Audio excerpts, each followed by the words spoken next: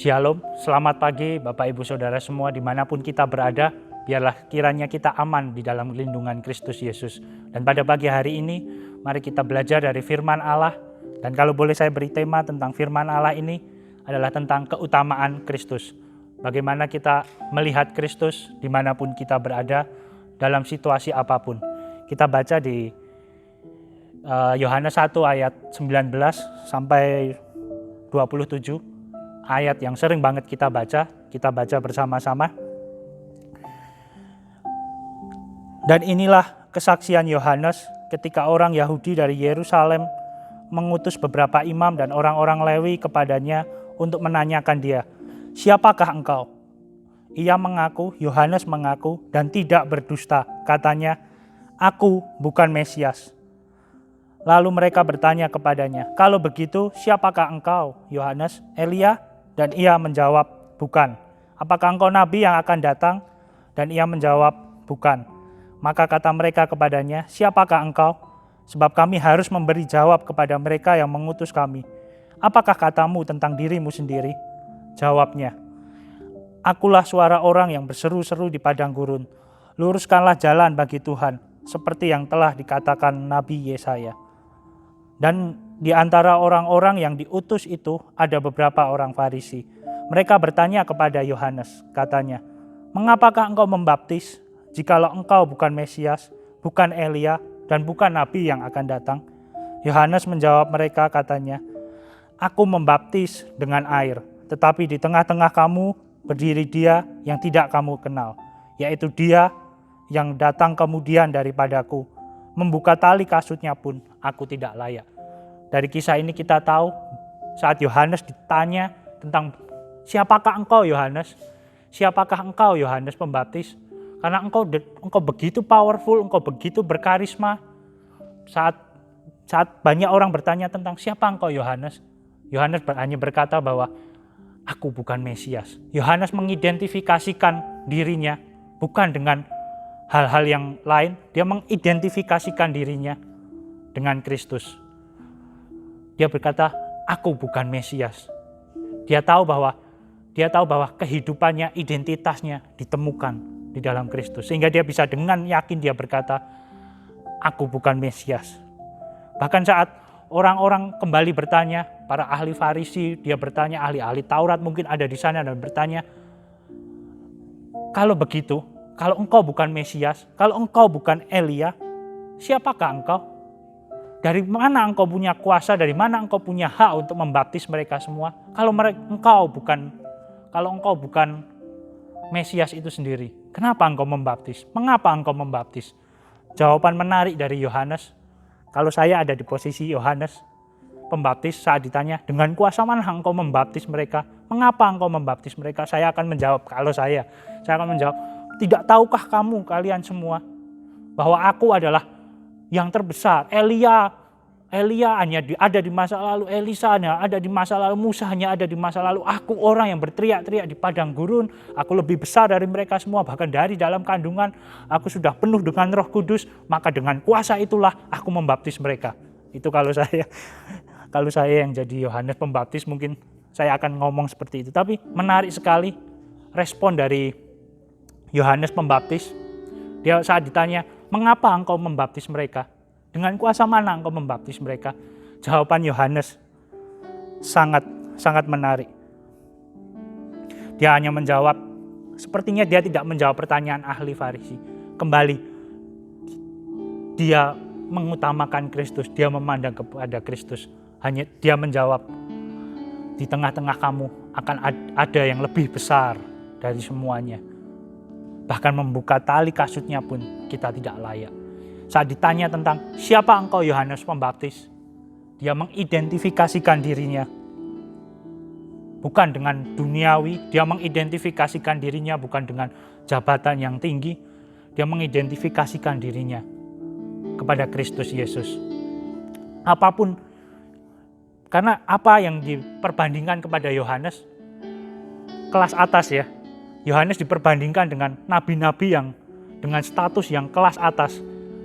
Yohanes Pembaptis dia tidak diperbandingkan dengan wah engkau perampok, engkau engkau pencuri. Yohanes Pembaptis di kisah ini dia tidak diperbandingkan dengan seperti itu. Yohanes Pembaptis di kisah ini dia diperbandingkan dengan sesuatu yang kelas atas. Yohanes Pembaptis diperbandingkan dengan, apakah engkau Elia? Apakah engkau Mesias itu? Kalau saya menjadi Yohanes Pembaptis, mungkin saya bisa menjadi tergoda untuk menyombongkan diri.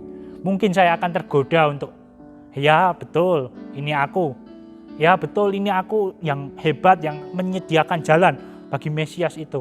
Dengan kuasa itu, dengan karunia itu, dengan kemampuan itu, aku membaptis engkau. Tapi Yohanes Pembaptis, dia tidak menyombongkan dirinya. Dia kembali melihat kepada Kristus. Statusnya dia temukan di dalam Kristus. Yohanes Pembaptis, kalau saya tulis di catatan saya, Yohanes Pembaptis consistently referring to Jesus. Yohanes Pembaptis secara konsisten memandang kepada Yesus, secara konsisten identitas dirinya ada di dalam Kristus. Bapak Ibu Saudara semua, dimanapun kita berada, biarlah pada hari ini, apapun yang terjadi dalam keadaan kita, mari kita melihat kepada Yesus, mari kita mengutamakan Kristus dimanapun kita berada. Dan biarlah Kristus menjadi identitas kita. Karena saya sempat ngobrol-ngobrol dengan seseorang dan saya bilang, kita, bahkan saya mau ngomong gereja secara organisasi, gereja secara gedung, gereja secara individual, bisa hidup tanpa uang. Saya bisa hidup. Uang bisa kita cari. Uang bukan dewa kita. Keadaan pandemi ini bukan yang mengontrol kita. Ketakutan bukan mengontrol kita. Kekhawatiran tidak mengontrol kita. Tapi tanpa Kristus, kita 100% pasti mati. Uang bukan dewa kita, ketakutan bukan yang mengendalikan kehidupan kita, tapi tanpa Kristus, kita pasti mati. Bahkan Lazarus yang tidak punya nafas, sekalipun definisi kehidupannya sudah pasti mati, secara definisi kesehatan dia pasti mati, tapi saat dia punya Kristus, saat Kristus ada bersama Lazarus, bahkan yang tidak punya nafas pun menjadi hidup. Oleh sebab itu, mari, apapun keadaan kita, sama seperti Yohanes Pembaptis, dalam keadaan susah, dalam keadaan senang, kita tetap memandang kepada Kristus. Saat kita dipromosikan Tuhan, luar biasa, kita tetap memandang Kristus. Saat kita ada di tempat ketinggian, saat Tuhan angkat kita sedemikian rupa, biarlah sama seperti Yohanes Pembaptis. Tetap ada yang lebih besar daripadaku. Bahkan membuka tali kasutnya pun aku tidak layak. Saat kita dalam lembah kekelaman, kita tetap memandang kepada Kristus. Sama seperti Yohanes Pembaptis. Marilah kita terpusat kepada Kristus. Biarlah Kristus menjadi pusat gravitasi kita. Bukan ketenaran, bukan uang, bahkan bukan masalah, bukan kekhawatiran, tapi Kristus menjadi pusat gravitasi kita. Biarlah kita saat apapun situasi kita tertarik kepada Kristus. Kita tetap menjadikan Kristus pusat gravitasi kita. Ini yang menjadi doa saya untuk Bapak Ibu Saudara dimanapun berada. Biarlah kita memandang Kristus. Biarlah kita tetap berpegang kepada Kristus. Karena Kristus adalah Tuhan kita. Dia yang mengontrol hidup kita. Pandemi boleh ada, kekhawatiran boleh ada, ketakutan tentang masa depan boleh ada. Tapi percayalah, Kristus yang pegang kendali, Tuhan yang pegang kendali. Dan mari kita tutup dengan berdoa. Tuhan, terima kasih Tuhan buat satu kali lagi kesempatan yang Engkau berikan kepada kami Tuhan untuk kembali belajar dari firman-Mu Tuhan. Biarlah kiranya Tuhan kami memandang kepadamu apapun yang terjadi Tuhan, apapun situasi kami Tuhan, biarlah kami meluruskan pandangan hanya kepadamu Tuhan.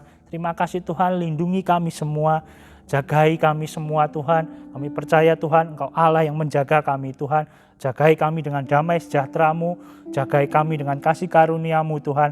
Dan Engkau berikan kami kekuatan yang baru, Engkau berikan kami pengharapan bagi yang lesu Tuhan. Engkau berikan sukacita bagi yang perlu dihibur Tuhan. Apapun masalah kami Tuhan, bahkan di tengah pandemi pun Tuhan, kami tidak bisa hidup tanpa Kristus Tuhan. Kekhawatiran tidak bisa mengontrol kami, Uang bukanlah dewa kami, tapi Engkau, Kristus, adalah Tuhan kami. Tuhan, kami serahkan segala sesuatunya di dalam tangan-Mu Tuhan. Kami percaya Tuhan, masa depan itu sungguh ada Tuhan. Dan kami percaya rancangan-Mu adalah rancangan damai sejahtera Tuhan. Kami berdoa bagi setiap jemaat yang mendengarkan ini, firman ini, bahkan jemaat di gereja ini Tuhan. Kami berdoa Tuhan, biarlah kami makin erat Tuhan. Jarak boleh memisahkan kami untuk sementara waktu Tuhan, tapi darah Kristus mengikat erat kami Tuhan. Kami percaya Tuhan, kami boleh terpisah Tuhan, tapi tangan-Mu tidak kurang panjang untuk menjangkau setiap mereka Tuhan. Terima kasih Tuhan, Kau juga lindungi bangsa dan negara ini Tuhan, para pengambil keputusan Tuhan. Kami percaya Tuhan, gak ada yang mudah Tuhan di masa-masa seperti ini Tuhan. Tapi kami percaya Engkau dapat memberi hikmat untuk mengambil keputusan yang benar Tuhan.